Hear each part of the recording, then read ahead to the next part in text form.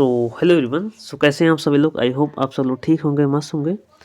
Friend, जैसे कि आप लोगों को पता होगा कि मैंने फंडामेंटल ऑफ सॉइल साइंस का लेक्चर एक जो मैंने आप लोगों को प्रोवाइड कर दिया हूँ, आप लोगों को देख चुके होंगे।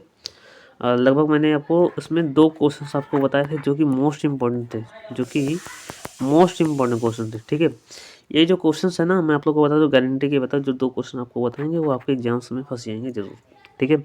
क्योंकि वो जो क्वेश्चन थे वो बार बार एग्जाम में आ रहे थे, इसलिए मैं उसको लेकर आया था, ठीक है।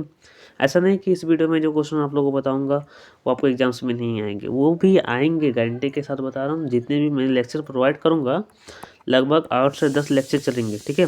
8 से 10 लेक्चर रहेंगे, जिसमें से लगभग मैं आपको 20 से 30 क्वेश्चन, ठीक है, 20 से 30 क्वेश्चन आप करेंगे, जो कि मैं आप लोगों को वीडियो में करवाऊँगा, ओके। और जितने भी है क्वेश्चन, जितने भी आप लोगों को मैं करवा रहा हूँ, मैं आप लोगों को बता दूँ, अगर आप गारंटी के साथ अगर आप 8 से 10 लेक्चर देख ले रहे हैं, तो आपको 50 नंबर का होता है, ठीक है। इसमें से 50 में से आपका 40 क्या 45 प्लस आपका नंबर गारंटी के साथ आपका रहेगा एग्जाम्स में। ये बात आप लोग ध्यान दीजिएगा। आगे बढ़ने से पहले एक बात और बता दूँ कि वीडियो के हमारा जो वीडियो चल रहा होगा उसमें आपको व्यू प्रोडक्ट का ऑप्शन आ रहा होगा, ठीक है।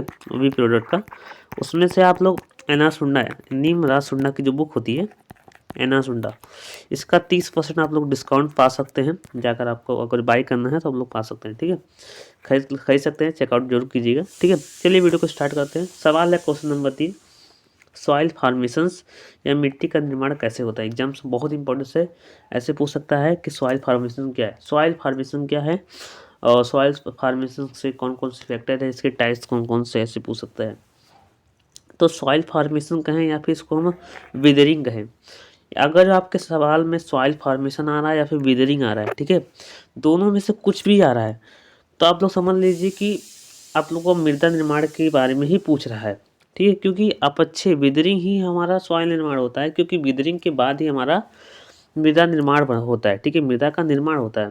क्योंकि विदरिंग में क्या होता है कि जो बड़े बड़े चट्टान के टुकड़े होते हैं वो छोटे छोटे पार्टिकल में बदल जाते हैं, और यही कुछ और फैक्टर होते हैं, जैसे भौतिक, रासायनिक, जैविक फैक्टर होते हैं, उसके बाद क्या होता है सॉइल्स में वो कन्वर्ट हो जाते हैं। तो सबसे पहले ध्यान दीजिए, मृदा मृदा की उत्पत्ति मुख्य रूप से चट्टानों के अपक्षय, देखिए चट्टानों के अपक्षय में आपको बताया ना, चट्टान टूट जाते हैं, उसके बाद भौतिक, रासायनिक, जैविक क्रियाएं लगते हैं, उसके बाद क्या होता है सॉइल्स में कन्वर्ट हो जाते हैं। इसके 3 प्रकार है। सबसे पहले फिजिकल वेदरिंग, दूसरा केमिकल वेदरिंग, तीसरा बायोलॉजिकल वेदरिंग। फिजिकल वेदरिंग क्या होता है कि ध्यान दीजिए, तापमान, जल, हवा के कारण क्या होता है कि जो चट्टान होते हैं वो टूट जाते हैं। अधिकतम बोले तो टेम्परेचर हो जाए, ठीक है, 50 डिग्री प्लस टेम्परेचर हो जाए, 80 डिग्री प्लस टेम्परेचर हो जाए, ठीक है, या फिर 100 डिग्री प्लस टेम्परेचर हो जाए, क्योंकि ज्वालामुखी में अधिकतम टेम्परेचर 1000 डिग्री सेल्सियस प्लस होते हैं, ठीक है, तब चट्टानें टूट जाती है। जल, देखिए मान लीजिए कोई झरना है, तो झरने से वाटर गिर रहा है, ठीक है, किसी चट्टान पर, तो चट्टान टूट के छोटे छोटे पार्टिकल में बदल जा रही है, ठीक है। हवा, अधिकतम हवा चल रही है, साइक्लोन चल रहा है, ठीक है, चक्रवात आ गया, तूफान आ गया, तो ऐसे में क्या होता है, जो छोटे छोटे साइज की जो चट्टानें होती हैं वो दूसरे चट्टानों पर जाकर टूट जाती है, ठीक है। तो ऐसा भी हो सकता है। तो ये हमारा फिजिकल वेदरिंग आप लोग समझ चुके होंगे। केमिकल वेदरिंग, रासायनिक वेदरिंग में जैसे पानी और रासायनिक प्रतिक्रियाओं से चट्टानों का घुलना।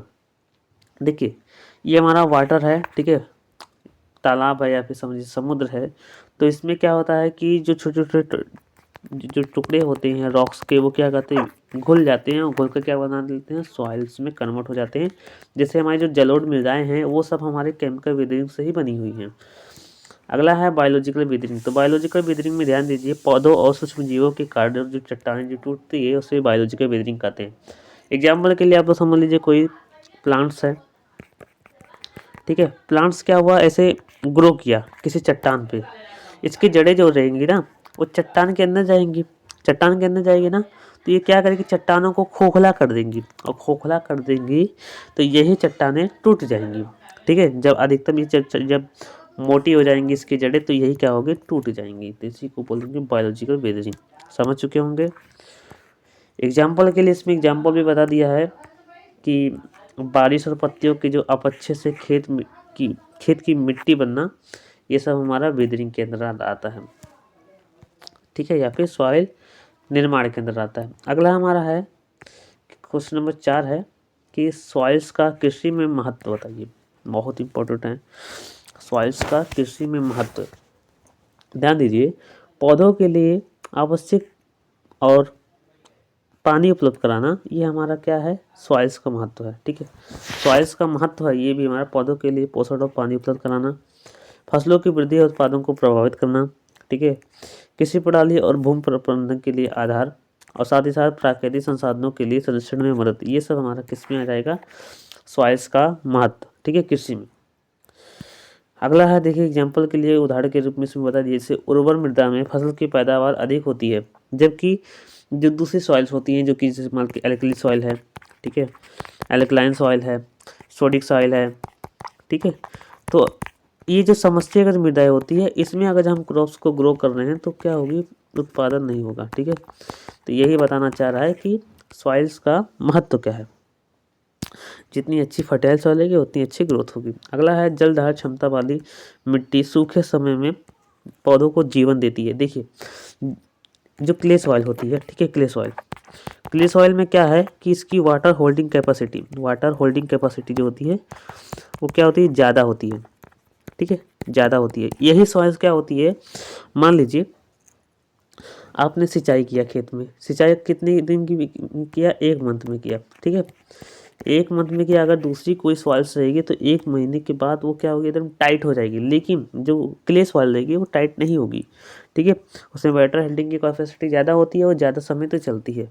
तो 1 महीने के बाद भी वो क्या करेगी, पौधों को क्या करेगी, थोड़ा थोड़ा वाटर जरूर देगी, पौधों को जीवित रहने के लिए आधार प्रदान जरूर करेगी। ठीक है, समझ गए होंगे।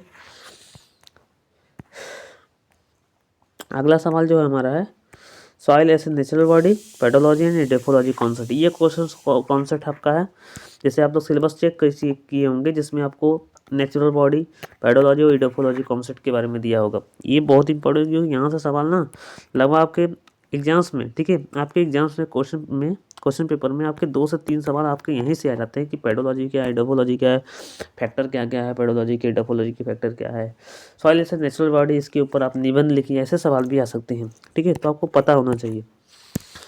चलिए ठीक है, आगे बढ़ लेते हैं हम लोग। तो आगे बढ़े या ना बढ़े, क्योंकि वीडियो का लेंथ भी हमारा 7 मिनट 41 सेकंड का हो गया, तो आगे ना बढ़े, हम अगले वीडियो लेक्चर में देख लेंगे कि आखिर soil as a natural body है क्या है, इसकी अर्थ क्या है, को वजह से एक्सप्लेन करूँगा। वीडियो देखने के तब तक धन्यवाद आपको। ठीक है, नेक्स्ट वीडियो मिलेंगे, धन्यवाद।